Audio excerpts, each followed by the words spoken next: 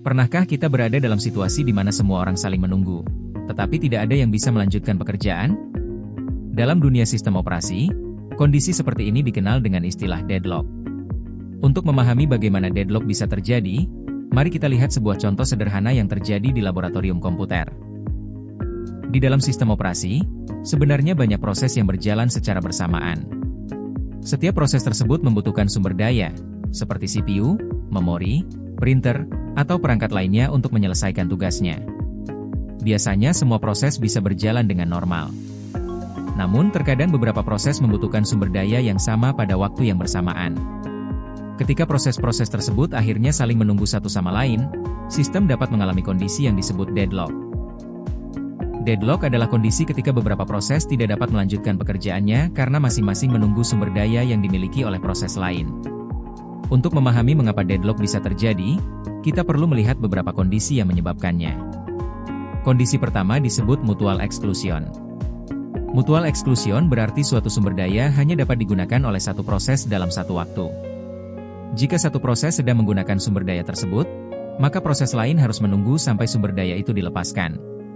Sebagai contoh, di laboratorium komputer ini, jika seorang mahasiswa sedang menggunakan sebuah komputer untuk mengerjakan tugas, maka mahasiswa lain tidak dapat menggunakan komputer yang sama secara bersamaan. Selain itu, ada juga kondisi yang disebut hold and wait. Kondisi ini terjadi ketika suatu proses sudah memegang satu sumber daya, tetapi masih menunggu sumber daya lain yang sedang digunakan oleh proses lain. Proses tersebut tetap memegang sumber daya yang sudah dimilikinya sambil menunggu sumber daya tambahan.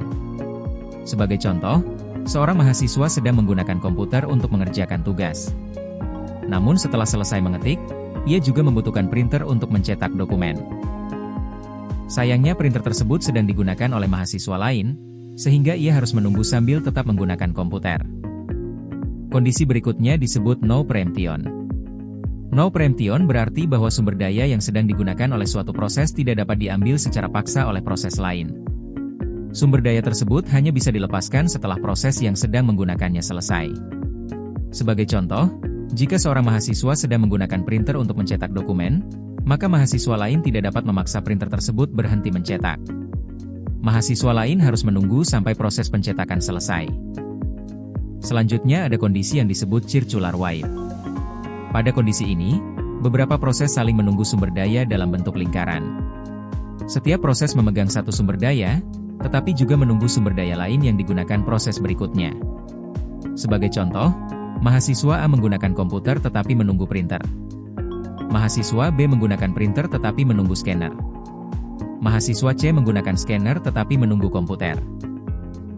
Sementara mahasiswa D menggunakan komputer lain tetapi menunggu printer. Akibatnya terbentuk lingkaran saling menunggu, sehingga tidak ada proses yang bisa melanjutkan pekerjaannya. Ketika semua kondisi tadi terjadi secara bersamaan, maka sistem akan mengalami deadlock. Pada kondisi ini setiap proses menunggu sumber daya yang dimiliki oleh proses lain. Akibatnya tidak ada proses yang dapat melanjutkan pekerjaannya, dan seluruh aktivitas menjadi terhenti. Dengan kata lain, sistem seperti mengalami kemacetan karena semua proses saling menunggu. Sebagai kesimpulan, deadlock terjadi ketika empat kondisi muncul secara bersamaan, yaitu mutual exclusion, hold and wait, no preemption, circular wait. Jika salah satu dari kondisi tersebut dapat dicegah, maka deadlock juga dapat dihindari. Karena itu, sistem operasi memiliki berbagai mekanisme untuk mengatur penggunaan sumber daya agar sistem tetap dapat berjalan dengan lancar.